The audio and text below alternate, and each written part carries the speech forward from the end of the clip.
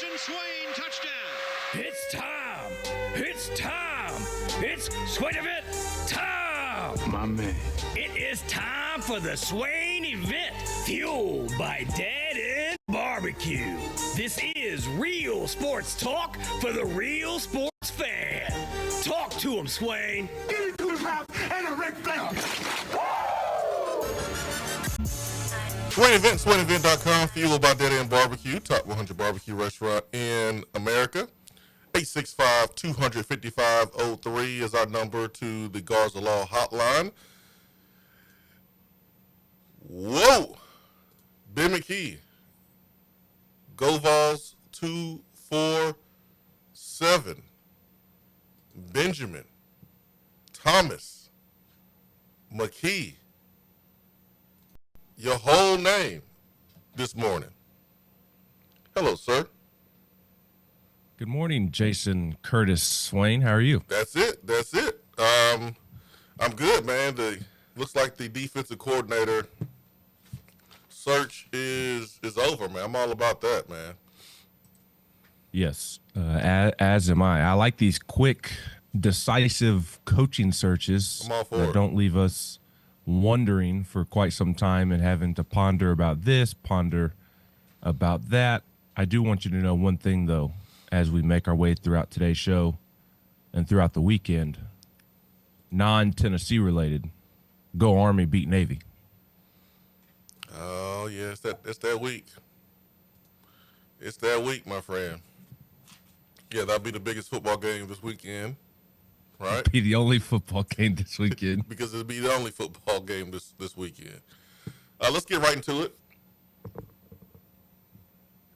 There was talks about Ryan Walters because of the connection to Josh Heupel, rightfully so.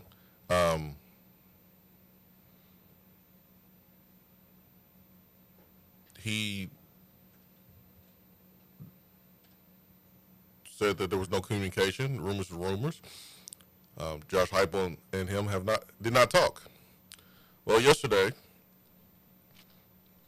reports started to surface that Tennessee is expected to hire the former Penn State defensive coordinator, Jim Knowles.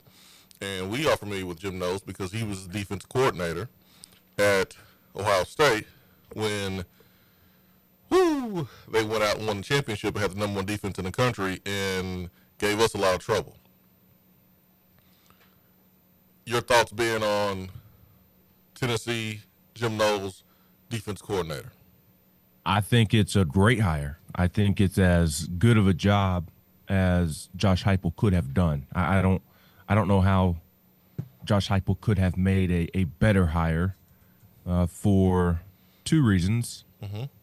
A, his offense, working with his offense, like we discussed on Tuesday, as you detailed greatly, second half of the show, why it's not anything against Heupel. It's not anything Heupel's doing wrong. It's just his style of offense isn't conducive for a defensive coordinator. It makes a defensive coordinator's life a little more difficult just because of the nature of how fast the offense goes, whether that's a quick 3-and-out, whether that's a quick scoring drive. The defense just does not have a ton of time to rest on the sideline. They don't have a ton of time to make adjustments on the sideline.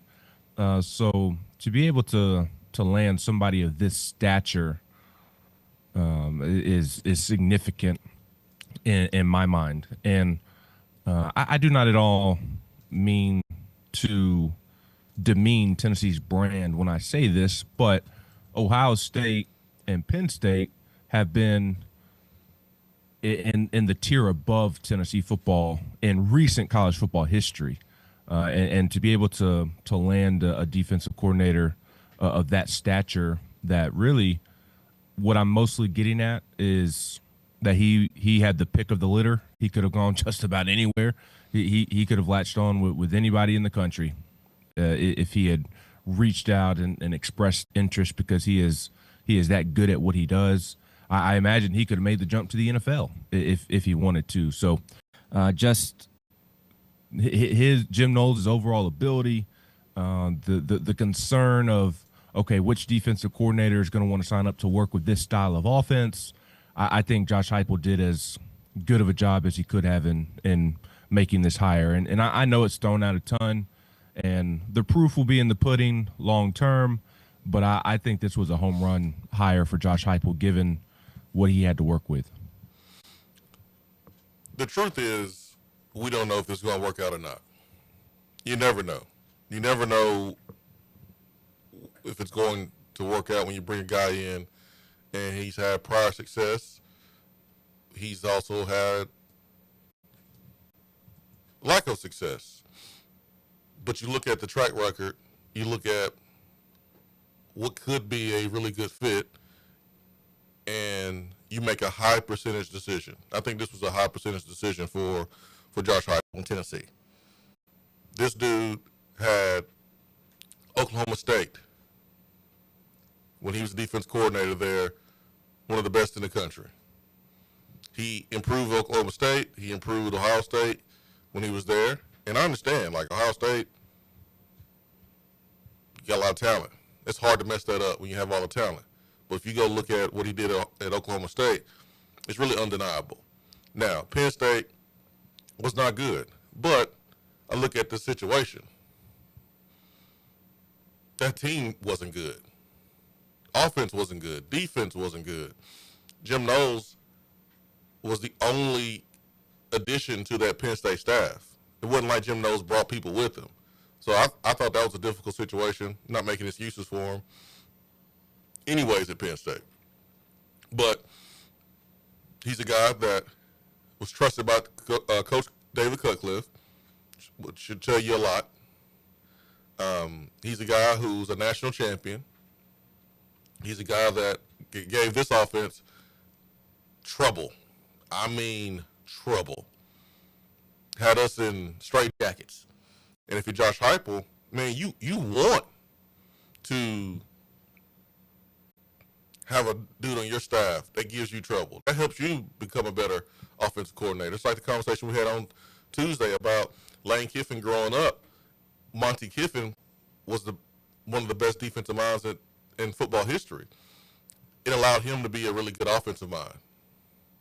Being around Pete Carroll, being around Nick Saban, it allowed him to improve as offensive coordinator.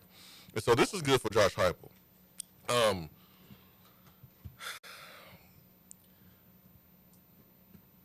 My Swain Event listeners,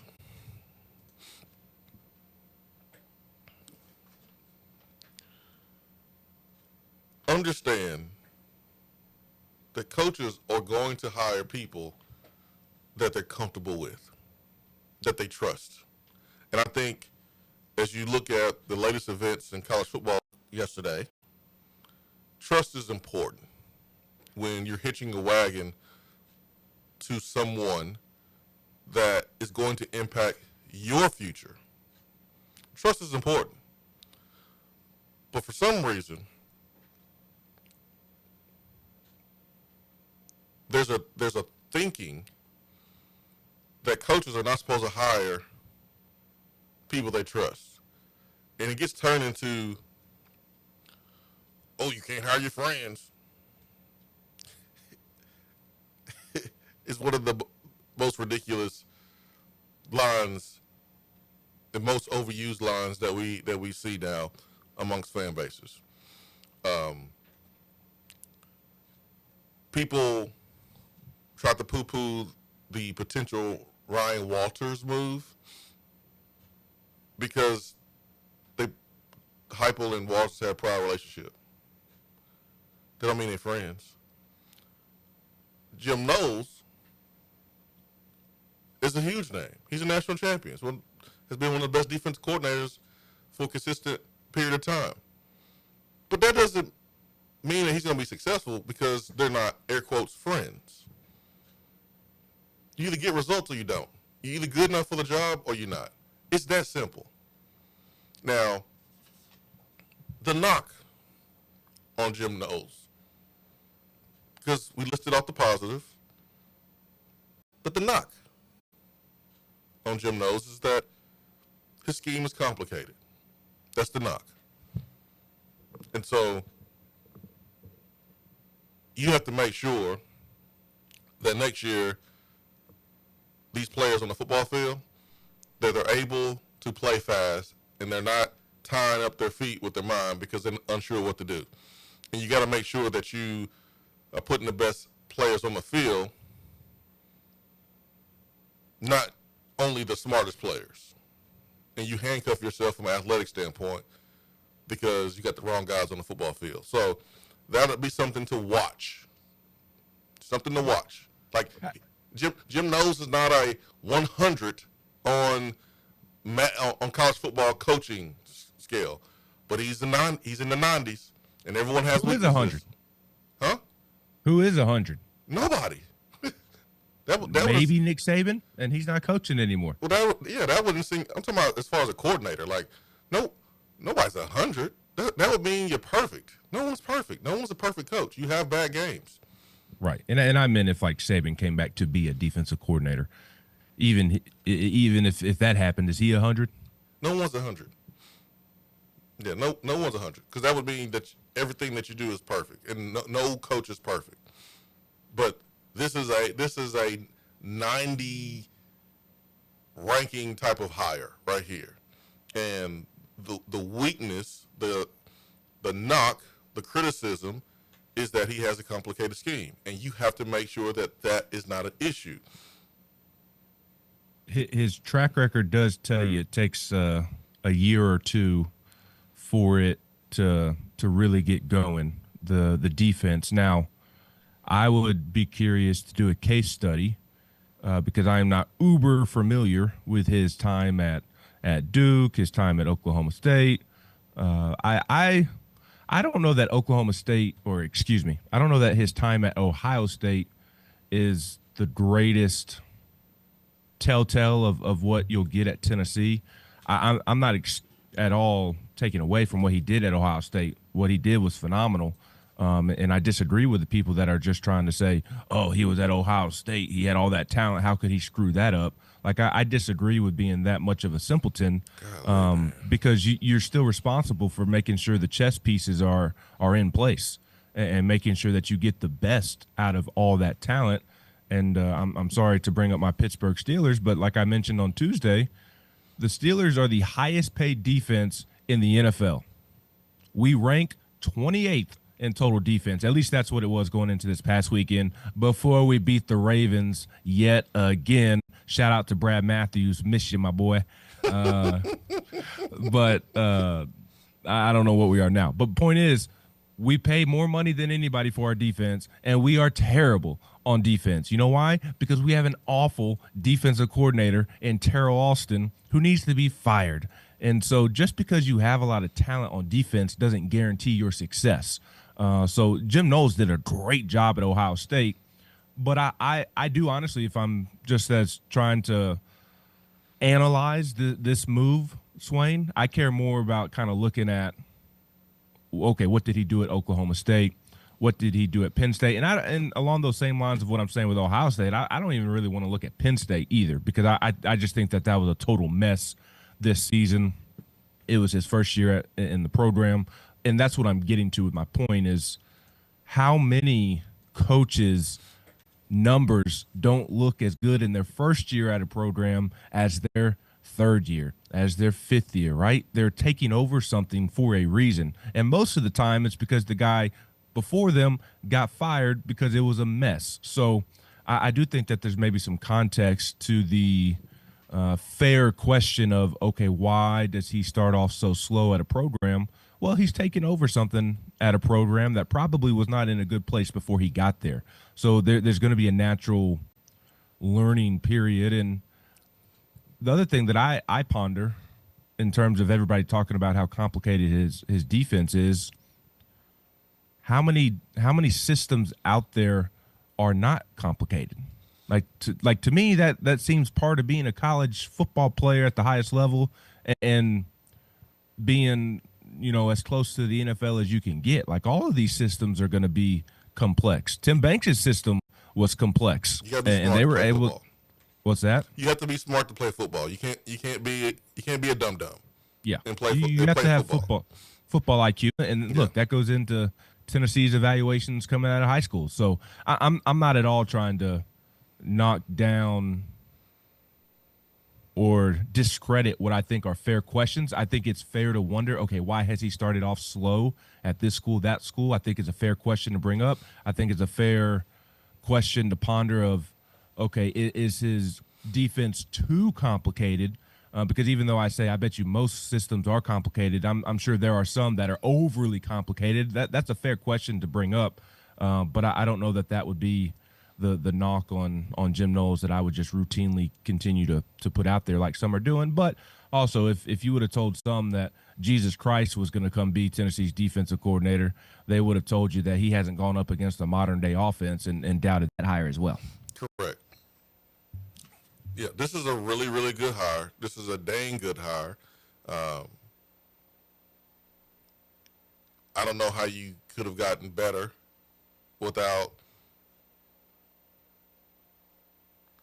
letting the season play out next year. I mean, it's easy to say after the fact, oh, it was good or it was bad. But, like, at this very moment, I don't know how you could have made a better addition to your staff than to bring in a guy like a Jim Knowles. Like, I just, like, this was great by Josh Heupel. This was great by Tennessee. But that is the concern, the complicated scheme. And that's really the only concern for me. Now, recruiting-wise, didn't necessarily hear that he was, the best in that area or loved it in that area. But if you feel like you can make up for it with the results that you produce and the guys that you've worked with and the defenses you've put out and the guys that you've helped get to the next level, then it may not matter. Well, I think he's also, in terms of recruiting, he may not do a ton individually, but his resume and his name carries a lot of weight. Correct. So even though he's not doing a lot of recruiting himself, like theoretically Rodney Garner, Chop, William Inge, Willie Martinez, if any of the current defensive assistant coaches are still here, that will be an ace in their sleeve that they can really use on the recruiting trail is selling, playing for him and in his system and being developed. Sorry to bring up another non-Tennessee football comparison, but it's no different than what Tennessee baseball was able to do with Frank Anderson the last couple of years. Frank has not been recruiting, yet they continue to get elite pitching prospect after elite pitching prospect. And why was that? It was because Tony Vitello and Josh Elander and Ross Kivett and Josh Reynolds were selling Frank Anderson. They were selling, okay, you're going to come in, you're going to be in his system, you're going to learn from him, and you're going to get better, and you are going to be developed, and we're going to put you in the league because you're going to come in and work with Frank Anderson. So I don't know, Swain. Maybe I'm being too maybe I'm not looking at it hard enough, but like the recruiting part of it, which is important, I'm not as concerned with that because I think Tennessee can still really sell Jim Knowles, and I think that will be a big boost on the recruiting trail. Yeah.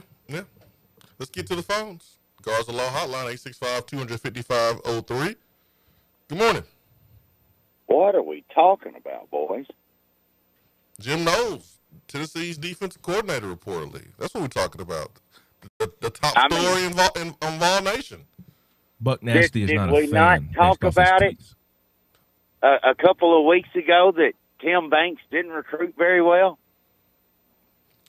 We talked about Tim Banks not recruiting, really at all, yeah.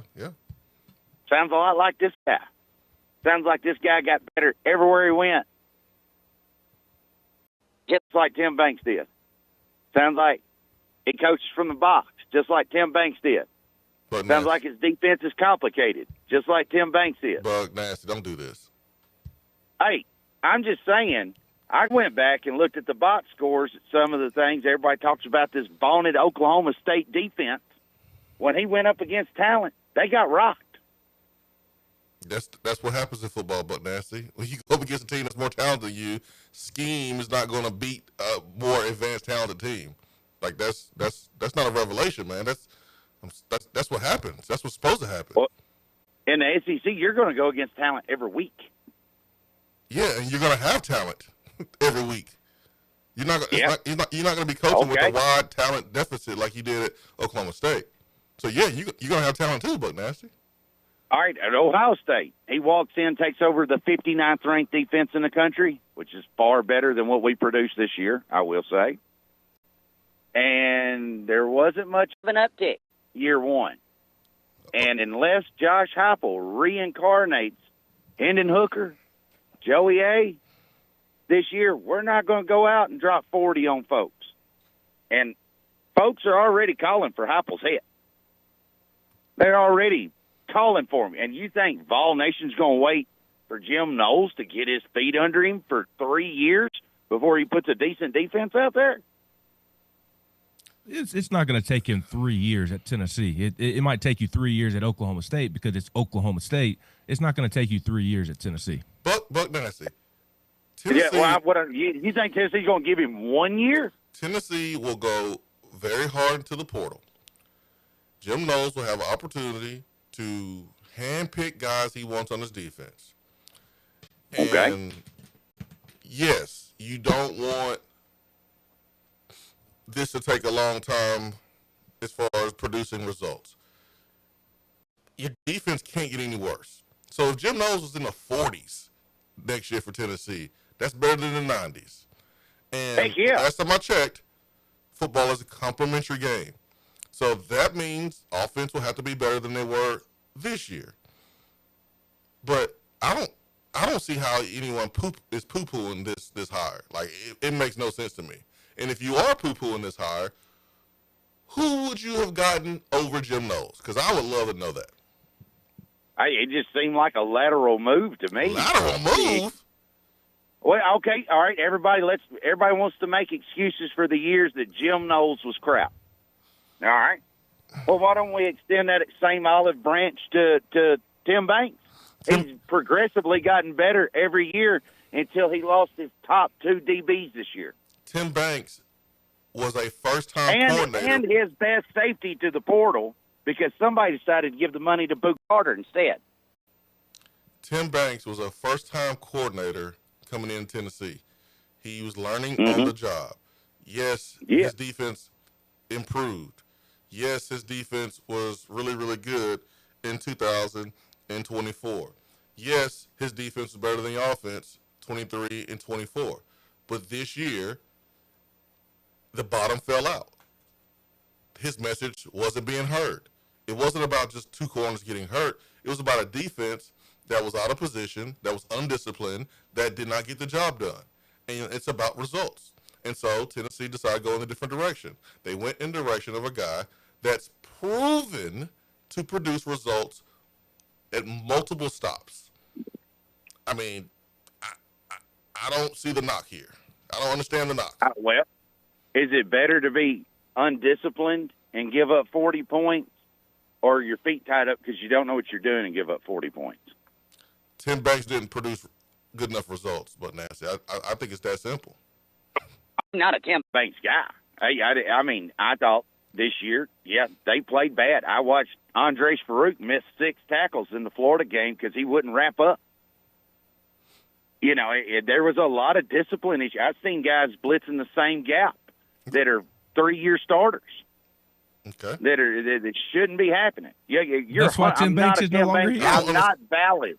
I'm not validating Tim Banks because I thought we needed a different guy. I just didn't want to see a lateral move. This is not a lateral move. This is a guy who's a national champion, who has proven himself at multiple stops. Tim Banks never proved himself as a defense coordinator before getting the job at Tennessee. Tennessee couldn't hire. He could get better year in, year out until this year. Tennessee couldn't hire a proven defense coordinator in 21. They went out and got Jim Knowles, who last year became the highest paid coordinator in the history of college football because of what he did at Ohio State. He also had an opportunity to talk to Notre Dame and Oklahoma, who was also interested per ESPN. That's what they reported. And so I don't know how you look at this move and go, this is a lateral move. This is on par with Tim Banks. That's ridiculous. I don't know if it is or not. I mean, I hope I am wrong. I hope I am wrong, but the guy coaches from the box, doesn't recruit, and runs a complicated defense. That's the same thing we've seen for 4 or 5 years now. So D coordinators who are successful can only coach from the field? It didn't work for Tim Banks. No. It didn't work for Tim Banks. That. I'm saying that's just what our last guy was. Okay. And it seems like that's exactly what this guy is. Okay, Buck Nash. Appreciate you. All right, boys. Y'all.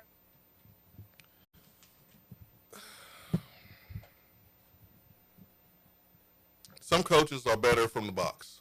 Some coaches are better on the field. Just because a coach that was fired, coach from the box, doesn't mean that all defense coordinators who coach from the box are not good. It's a preference. It's a preference. David Cutcliffe is one of the best offensive minds our game has ever known in this conference. Coach Cutcliffe prefers to coach from the box so he can see everything. That's his preference. It's all about results. If you have a coach that prefers to be on the sideline and it produces results, then great. If you have a coach that prefers to be in the box and it produces results, then great. So it doesn't matter if Jim Knowles coaches from the box. It doesn't matter if he coaches from the sideline. What matters is results. And he's proven that in his career. I don't know what we're doing. Let's go back to the phones. Good morning. Good morning, guys. Mississippi Vol. Mississippi Vol, man. Good morning. I'm so. You know what the problem is, Wayne? People have separation anxiety. I'm gonna tell you why everybody's that's so disappointed in the Knowles hire is because social media and what you talked about too is everybody was all geared up for the Walters hire. Everybody's like, yeah, we got our guy. And then out of nowhere, we get the best defensive coordinator that's available, that's been successful for the last 10 years of his career and making defenses better. And people can't get over, like, oh, we could have had Walters. So now they're, like, surprised that we got Jim Knowles, and they haven't quite accepted it yet. That's the problem. When you get happy about one thing, then you get surprised about another thing. Some people can't accept it. They don't look at what the truth is. And the problem is with that, like, when Buck Nasty trying to compare Tim Banks, I don't think he was trying to compare him. Mississippi Vol.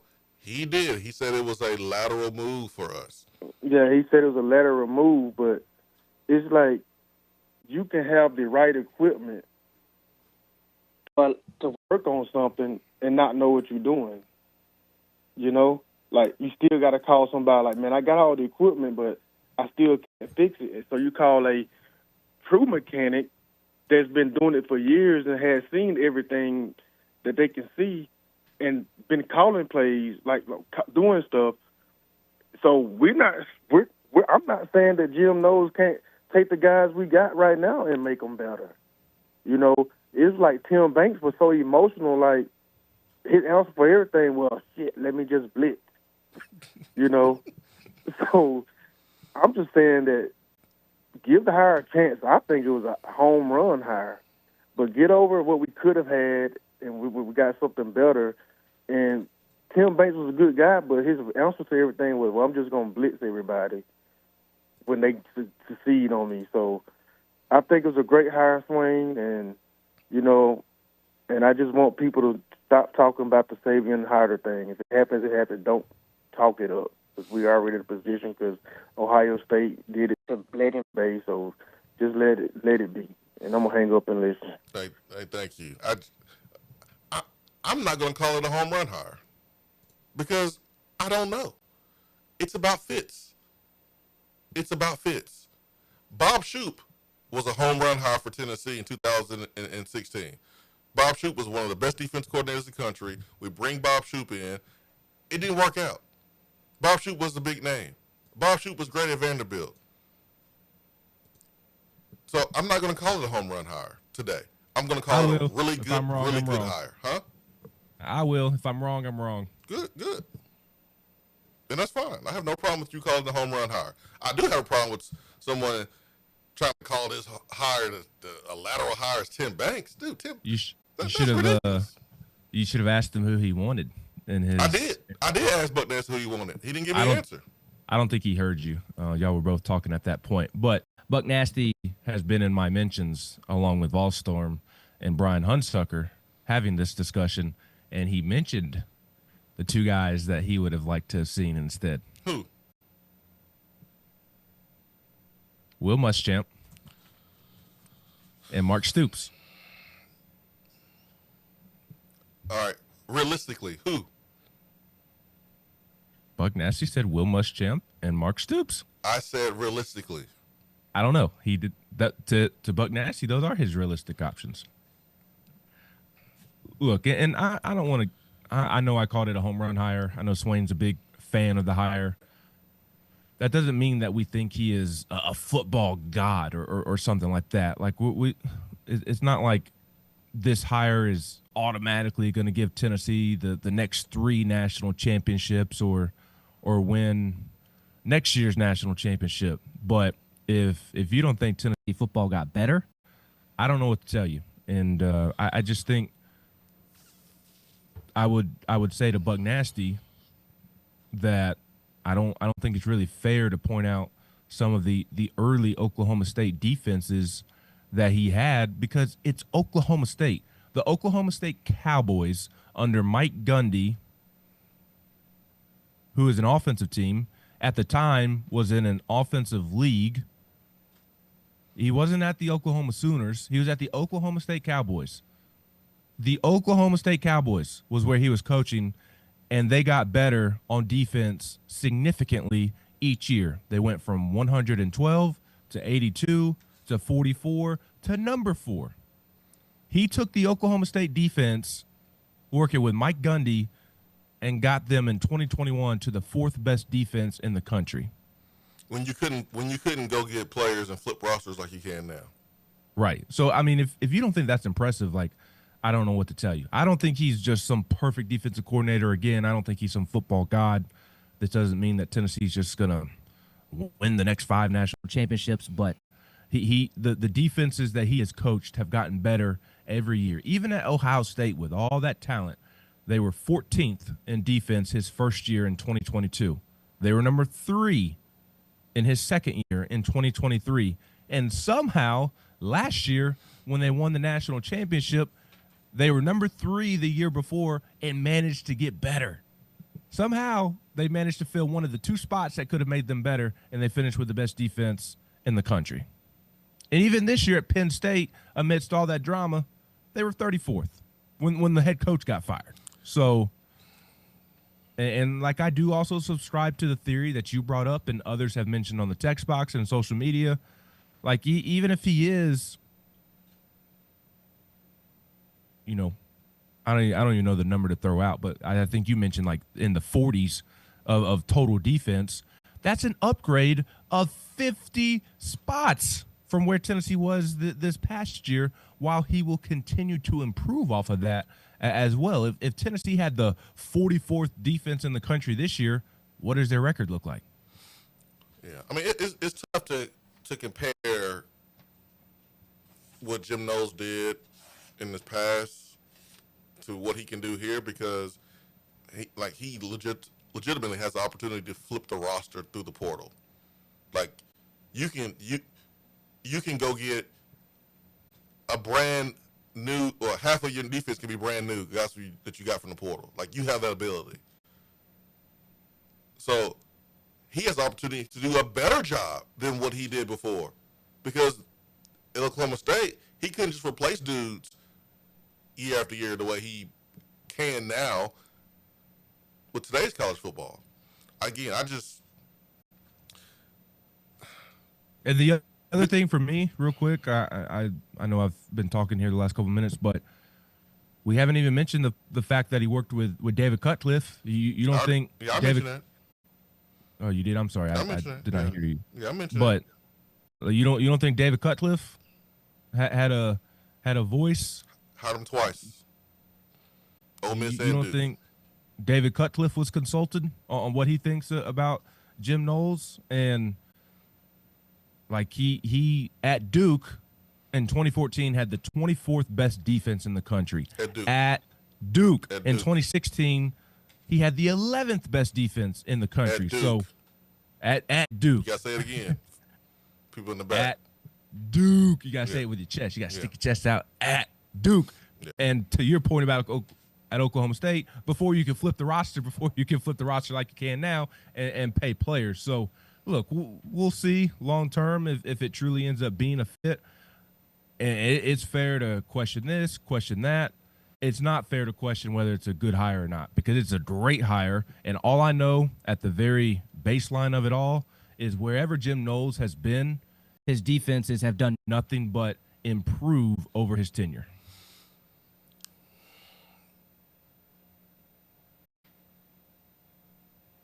Yeah, I forgot what I was about to say. Sorry, you can blame me for that. No, I don't blame you. It's all good. Let's go back to the phones. 865-255-03. Good morning. Morning, Swain. What's Morning, up? Ben. What's up? Hey, it's Caleb, man. Listen, I'm okay with the hire. I'm actually excited about the hire. I'm kind of like Ben a little bit there, but I also kind of feel what you were saying the other day. I don't know how well it's going to fit, and I'm kind of at the point where it's like I got to see it, because our offense does move so fast. Now we're not moving nowhere near as fast as we used to. But again, it'll be interesting to see if we have like a 40-second 3 and out, and they're right back out there. I mean, it is a difficult job to take with the way that we run our offense. So I am excited about it. My question was going to be like, not only is he a good recruiter, is he a good can he develop? And it sounds like from everything that Ben just said, it sounds like that is the case. And it's more of like a wait and see thing because everybody was excited about Bob Shoop. And he was supposed to be so great, and then it just really didn't fit. And why do you think that is? Why do you think that certain guys who may be great coaches, but they just don't fit into our culture or they don't fit into our system? Why do y'all think that is? Because it seems to happen a lot. Like Scott Frost going back to Nebraska was a total failure, but yet at UCF before that he was really, really great. Or, it's just some coaches can do it, but some of them just fit at a better, lower level. Kind of like how Butch Jones was great at Cincinnati. Not really. He wasn't great at Cincinnati. You know what I mean? He was not great at Cincinnati, but he had one good year, I should say. Yeah, he's pretty good at Cincinnati. But yeah, I mean, to answer your question, I mean, there's a ton of factors, right? There's administration. It could be the staff that you put together. It can be the expectations and the pressure. I mean, it's a number of things. Right. So that's why just because you hire a known name doesn't mean that it's a home run hire. It just depends. I mean, Brian Kelly to LSU, you would think, oh, he's gonna be successful because, dude, that's a big name. It didn't work. But we all knew it was a bad fit. Yeah, it was a bad fit. Yeah. So Bob Shoop was a huge name. It didn't fit because Butch Jones lost control of the program. I mean, he just lost control. Right. So if Bob Shoop goes to a place where there's more control, like the place he came from when he had success, then he probably would have had success. So it's still up to Josh Heupel to make sure they go out and get the right guys, that they're disciplined, that they are tough, that the culture is where it needs to be, so that way it makes it easier for Jim Knowles to do his job. Because Tim Banks' job was compromised because you allowed Boo Carter to be on the team. You allowed Boo Carter to be on defense, and it made Tim Banks' job which was a cancer all year long. Yeah, it made Tim Banks' that was job a cancer all year long. Yeah, it made Tim Banks' job harder, and so there's factors that go into just hiring a defensive coordinator and determining whether he's going to be successful or not. So we'll see. We'll see if he is going to be successful. Do you think he can recruit?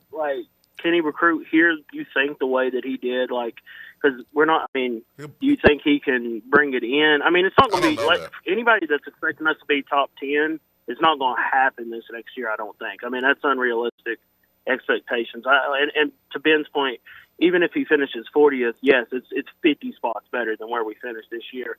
But it is kind of the only thing that kind of hits me a little sideways with this whole thing is last year our defense was really good. And then, yes, you had to make a change. Obviously, it's the 50th. You have to make the change. And I do think Tim Banks is a part of what needed to change, but I think there's more that we really need to change around. Agreed. And I'll hang up and listen to you guys, man. Thank you all for the call. Yeah. Brother. I appreciate you, Chad. Thank you. Yeah, I agree. This doesn't fix everything. There's more things that need to be fixed, and this is just a part of it. And you have to fix things within the program so that way Jim Knowles is able to do the best job that he can do. And so I don't know. To the question, can he develop? Is he going to coach a position? Sometimes you have a dynamic of the staff where the coordinator doesn't coach a position. It's more about putting guys in spots to be successful. I'll give you an example. John Chavis, when he was here at Tennessee as Tennessee defense coordinator, he also coached linebackers. Coach Cutcliffe, David Cutcliffe, when he was here, he also worked with quarterbacks. And so you can say that, yeah, during that time, the linebackers improved. During that time, the quarterbacks improved. Well, sometimes you have coordinators that don't coach a position. So I don't know how the defense staff is going to look for Tennessee. Is he going to coach safeties? Is he going to coach linebackers? Or is he just going to be an overseer of the defense? So I don't know that question, the answer right now. Back to the phones. 865-255-03. Good morning. Hey, good morning. What's up? Hey, not much. This is Jackson White. I just love your show, and your analysis is just, to me, it's some of the best out there because you played and you know the program better just about anybody, and so I just thank you for taking the call, and I appreciate everything you do for Ball Nation. Oh man, thank you, man. That means a lot. Hey, no problem. And also, I got to meet you at the Oklahoma game, and I appreciate you taking the time to meet with me, and that was really cool too. Heck yeah. So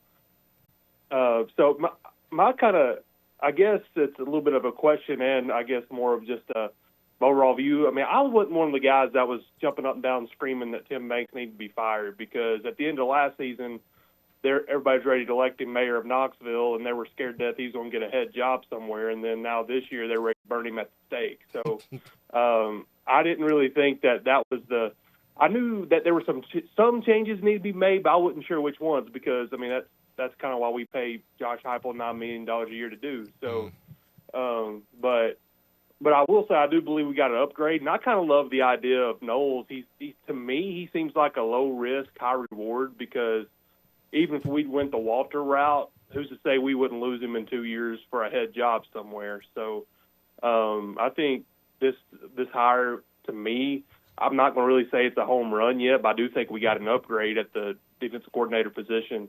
Now, as far as like rest of staff changes, do you think? I mean, I don't know if there still needs to be more changes that needs to be made or not. I think that maybe personnel, maybe a little bit, and go get the portal and get guys that can play the defense that he likes to play. But do you even think maybe it would help if I don't know if Coach Heupel trusts Joey with the full play calling? I think that might help some of the game management issues if maybe Coach Heupel could maybe relinquish some of the play calling a little bit. I really don't know. That's kind of why I'm asking you. Yeah, I mean, the in-game coaching, the time management stuff has been an issue for Josh Heupel this past year. And he did say that he's going to evaluate everything, and I think he needs to, but I think that is something that he needs to look at too because that has to be better. Yeah, 100%. Yeah, and as far as like, of course, there's the rumors out there that Coach Martinez may be retiring. Do you think maybe this is Coach Banks you think maybe the only change that's going to be made? Do you see some more changes happening, or what's your thoughts on that? I would be stunned if Jim Knowles comes and the entire defensive staff is intact. I mean, on the field. On the field coaches, I think between Willie, Inge, Rodney, and Chop, I would be stunned if that group remains intact. Okay. Well, good deal. Well, man, I appreciate you taking my call. I'm going to hop off here and listen to the rest of the show. But, man, thank you for taking my call, and go Vols. Hey, thank you, man. Appreciate you. Ben, anything to add? No. Come on, man. Nothing? That's fine. That's fine, Ben. I think you were spot on with all your responses, and I think the phone call was spot on. Yeah, I mean, if you had an expectation Tennessee was going to talk to Will Muschamp and Mark Stoops, I think you're setting yourself up for disappointment. Because if you knew, well, if you listened to the show or you paid attention to the last 4 years, Heupel don't mess with Stoops. Like, he don't mess with the family. He doesn't mess with Stoops.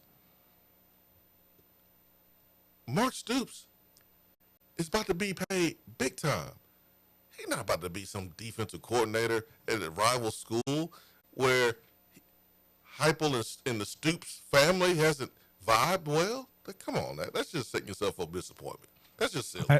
That's silly. I also I thought this before Tennessee is reportedly set to hire Jim Knowles. So I'm not saying this after the fact. I thought this beforehand. I put Jim Knowles in that same tier as defensive minds in college football as Will Muschamp and Mark Stoops. Like you're picking from the same tier that those guys are in. Will Muschamp is not even a defensive coordinator right now. No, and he doesn't want to be. It's been a minute since he was a defense coordinator, if I'm not mistaken. That's by design. He doesn't want to be. He wants to spend more time with family. He is comfortable in his role. If he wasn't comfortable in his role, guess what he would be doing? Coordinating a defense. So it's obvious that he's not interested in that because he hasn't moved at all in the last couple of years.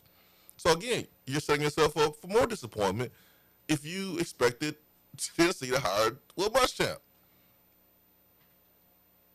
And again, kind of going off of my point, I'm not convinced that Will Muschamp is better than Jim Knowles. Based on track record, I'm willing to. We're not going to do it today, but that will be a discussion to have and a really good debate. Will Muschamp was damn good at Texas. He was damn good at Auburn. He was damn good at LSU. He was damn good wherever he went as defensive coordinator. But Jim Knowles has been damn good too wherever he's been.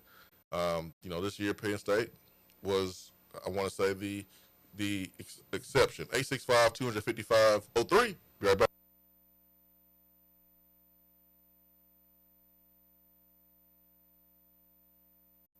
You're listening to the Swain Event. You don't say. Fueled by Dead End Barbecue.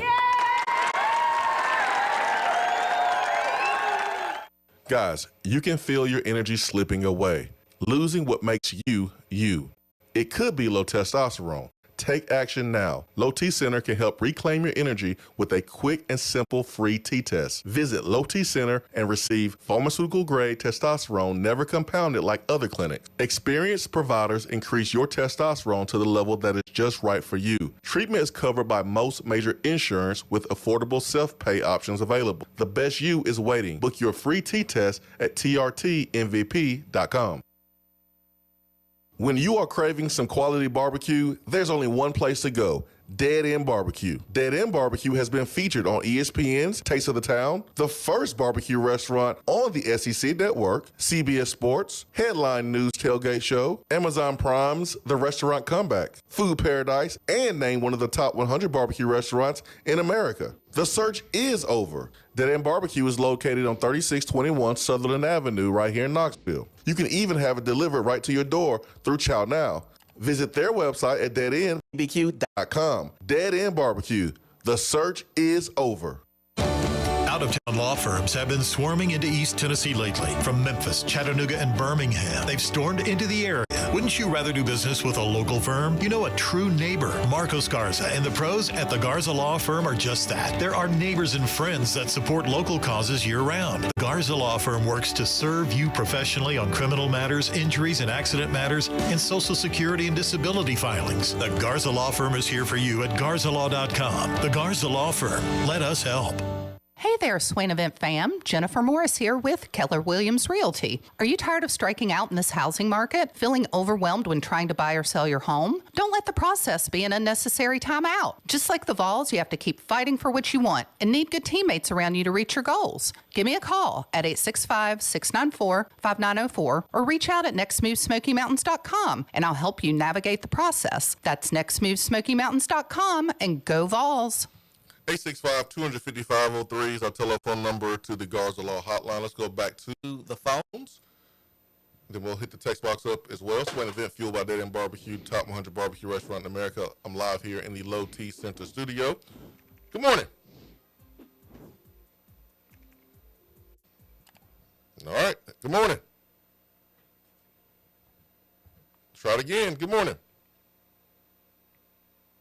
Hello? Hello. Hey, it's Neil and Mafia. What's up, Mafia? Hey, guys.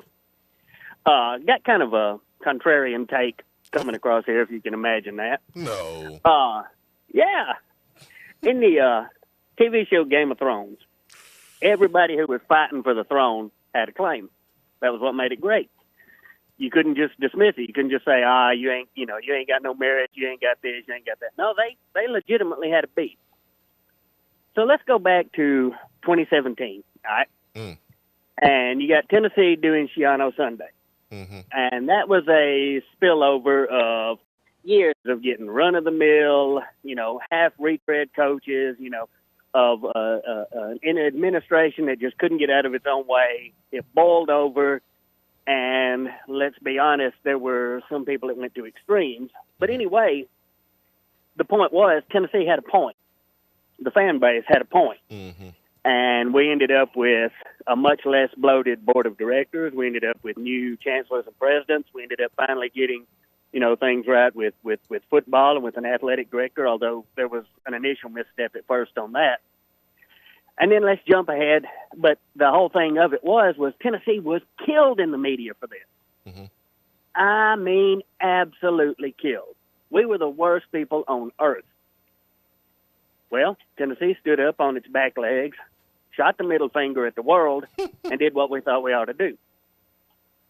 Let's go to 2022.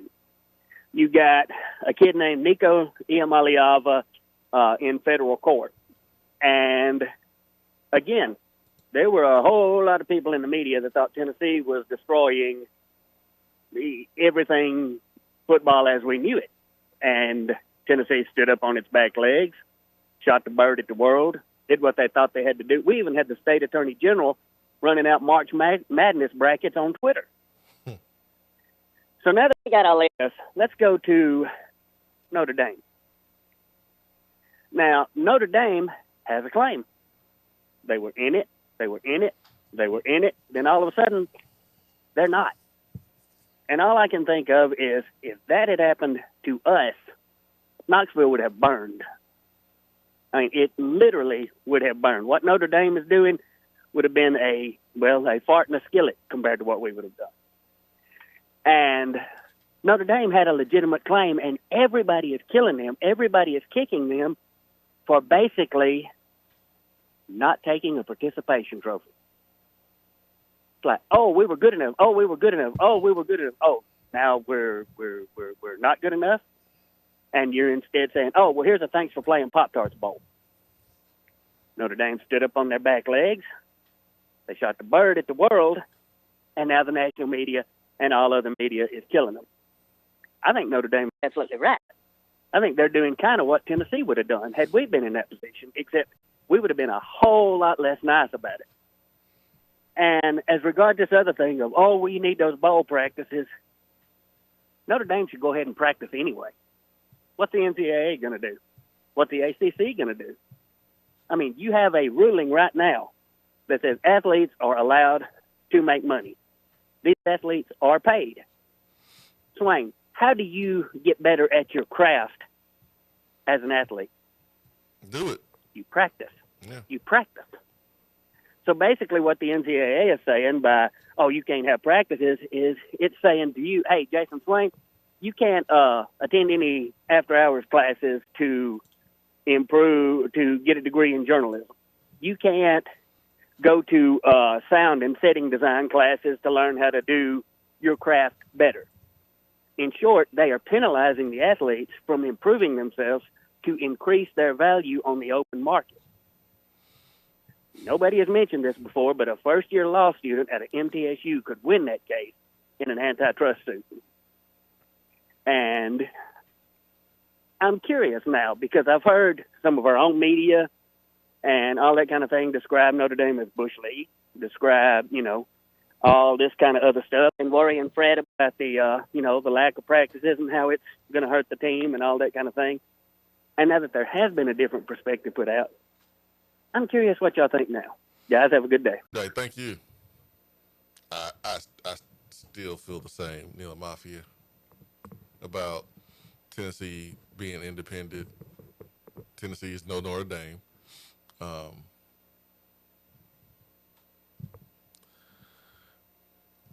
I wish we had more time to debate and go back and forth about it and really pick it apart and discuss it. But we got another phone call, so we're going to take this other phone call. Oh, I thought we were. That person wasn't ready to go. All right, hit the text box up. Yeah, Kentucky just hired Texas A&M's defensive coordinator, Jay Bateman. You wonder, all right, what is Kentucky's getting?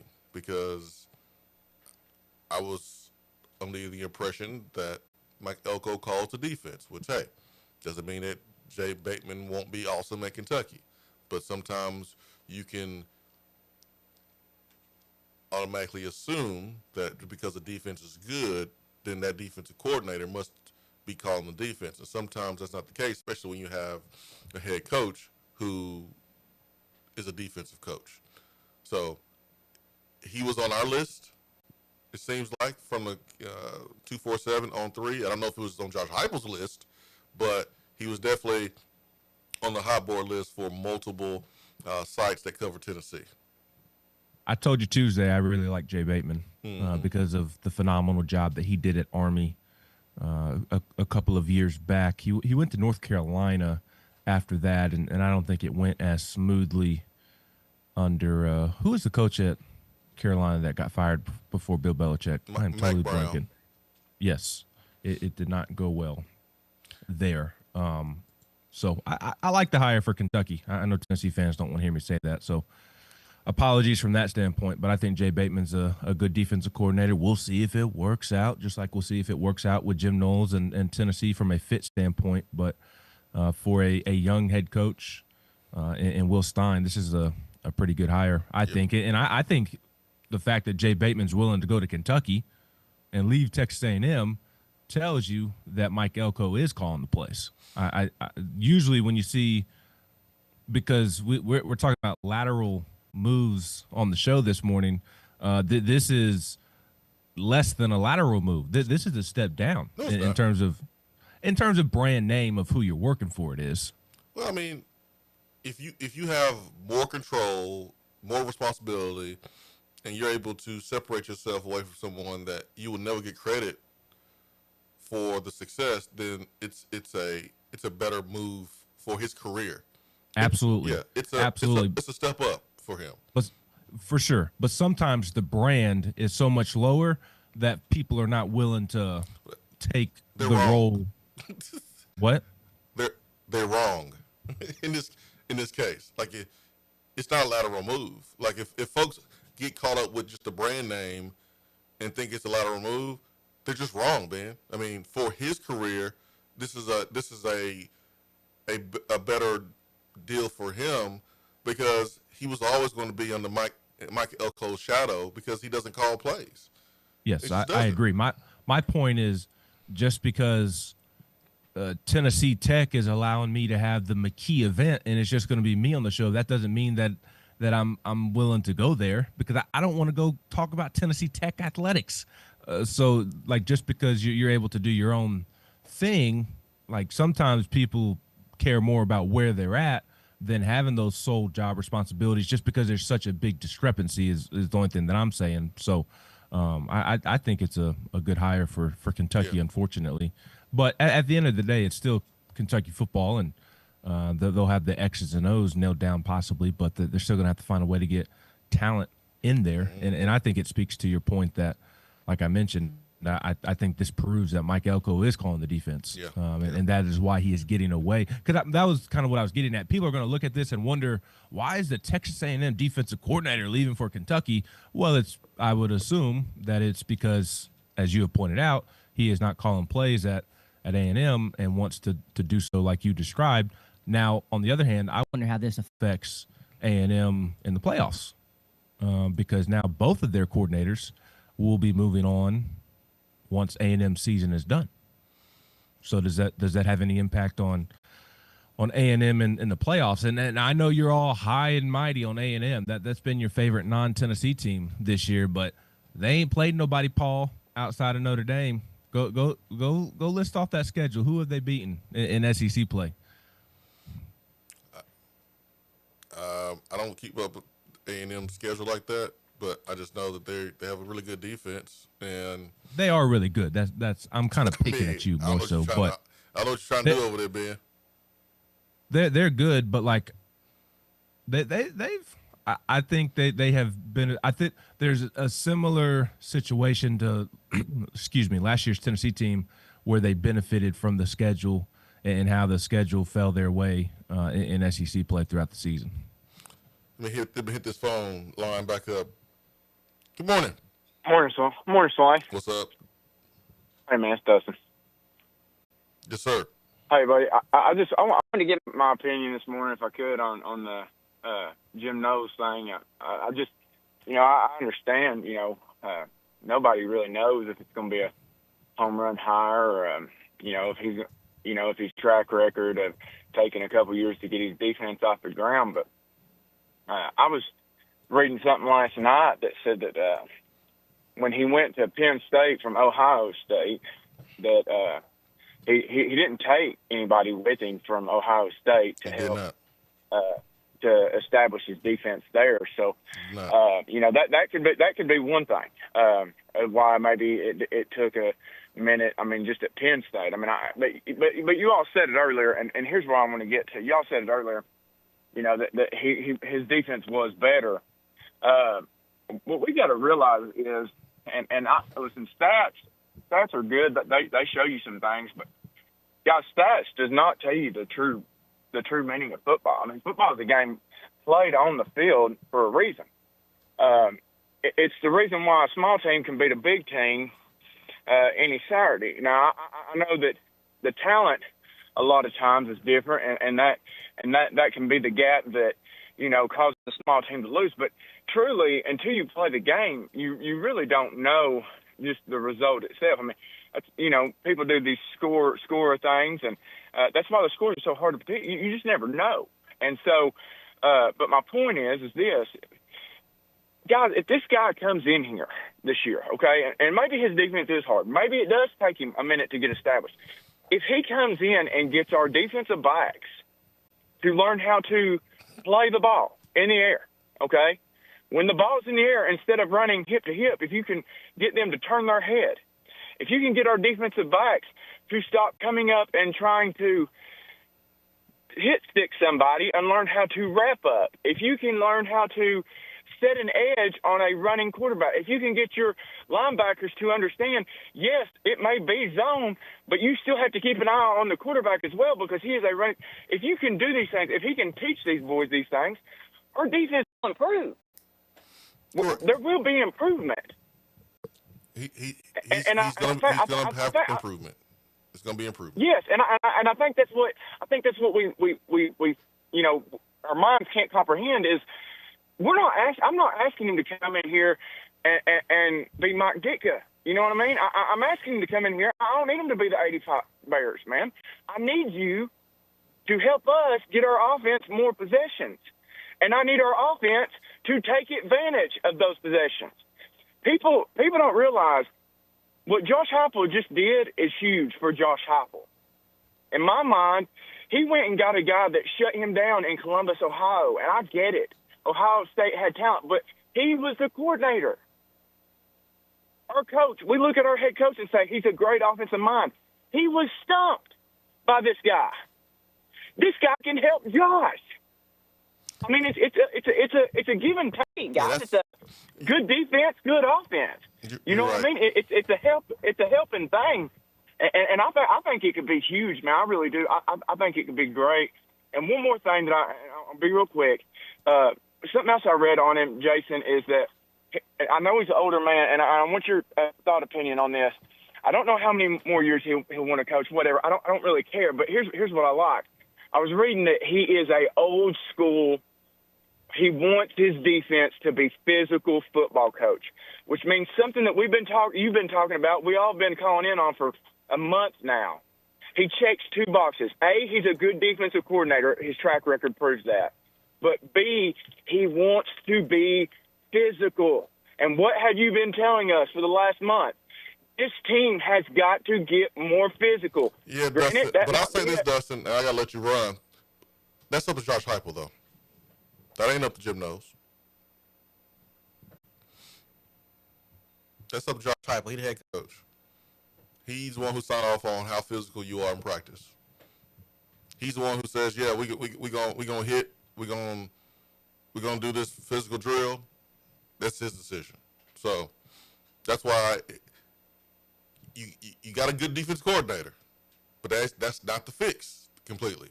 It's Josh Heupel has things he has to adjust and fix too to allow his football team to be as physical as they need to be. One more phone call. Good morning. Good morning. What's up? Not much. How we doing? Sounds like last call was Dustin. Sounds like this is Justin. Yeah, I don't know what it is, but timing-wise, I end up coming in behind this guy, Dustin, on like 3-4 different calls here in the past month and a half, which is really scary. But everyone's talking about like the fit. Jim Knowles, we'll see if he's a fit. Right now, I think the most important fit is the style of defense he runs because of what we got in-house personnel-wise and what we've been developing. So Banks ran a 4-2-5.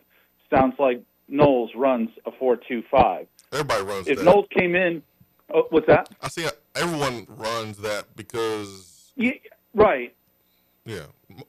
Yeah, well, I'm just saying if he came in and was like, no, we're going with a more traditional 3-4, it'd be really, really drastic. I mean, so you kind of check that box. After that, fit-wise, don't we want something that's kind of not a fit to kind of help change? I mean, if things fit too comfortably, do you not possibly end up with another version of what you've been having? I mean, to Dustin's point, every coach says they want to be physical. That, to me, is the most worn-out phrase in college football. Oh, we want to be physical, want to be physical. Again, words are easy. Show the actions where you're being physical. One thing that's encouraging to me, and I hate to pick on one particular player, this guy was the DC, and before he got here, Andre Turrentine, the reports on him was that he balled out during their spring game. And then that fall, didn't get any reps. He got frustrated, hit the portal, ended up at Tennessee, and never came off the field. It was said that Ohio State really didn't fight to keep him. So that's a young player, balls out in a spring game, and they didn't fight to keep him, but yet he comes here and is part of the safety play that we've all hated as fans. So maybe that evaluation was, we need better. What do? They go out, they get a Caleb Downs type. Yeah, I mean, you're talking apples and oranges, but I guess my point is maybe we need that different set of eyes on the personnel because they obviously realized, hey, this is a young player. Maybe he's not ready now, but down the road he can develop into something. But they were willing to go ahead, hit the portal. We wish you the best of luck. Good luck to you, and ends up at Tennessee. So I'm kind of excited about a guy that's not fighting to keep a guy that we've all complained about, because that kind of tells me if he was the DC here over the last few years, maybe a guy that we thought was weak doesn't touch the field, and they go and get someone else. Just a thought. Hang up and listen to the rest. See you. All right, thanks, Jess. I mean, I appreciate everyone's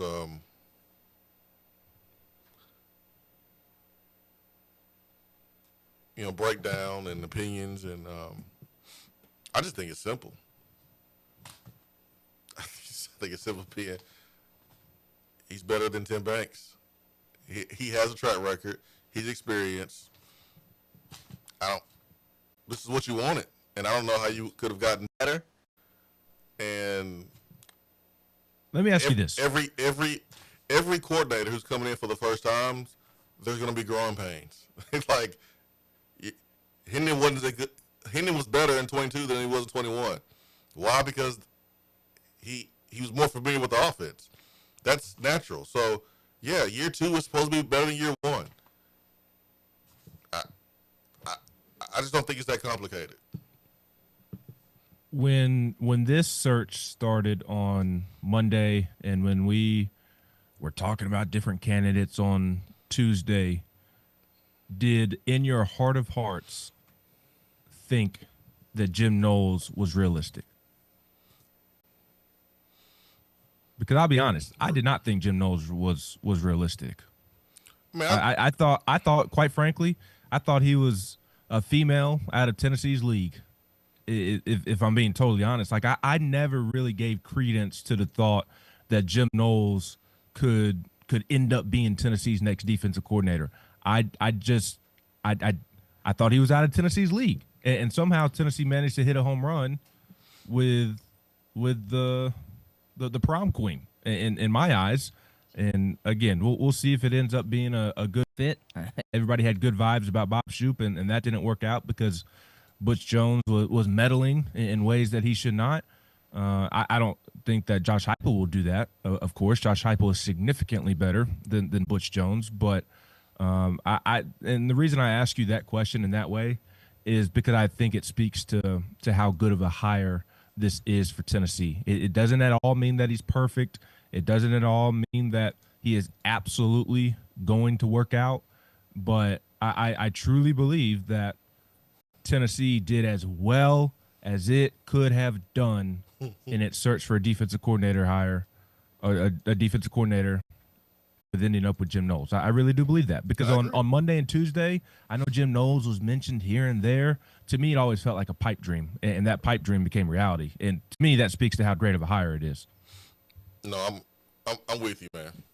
I think it's a good move. I think it's a good hire. Now you gotta go get some good players in the portal. You gotta develop your current players, because there's a lot of talent coming back on defense if you can keep them on campus. Like, go get you some new guys, develop the ones that you had, and okay, it may not be a top 10, top 15 defense, but can it be top 25, top 30 in year 1? And if you can get it to that point, what does next year's team look like? Yeah, 100%. Swain Event, fueled by Dead End Barbecue, top 100 barbecue restaurant in America. For Ben McKee, I'm Jason Swain, live here in the Low T Center studio. If you're looking to buy, sell, or invest in real estate, I encourage you to reach out to our go-to source. That is Jennifer Morris with Keller Williams Realty.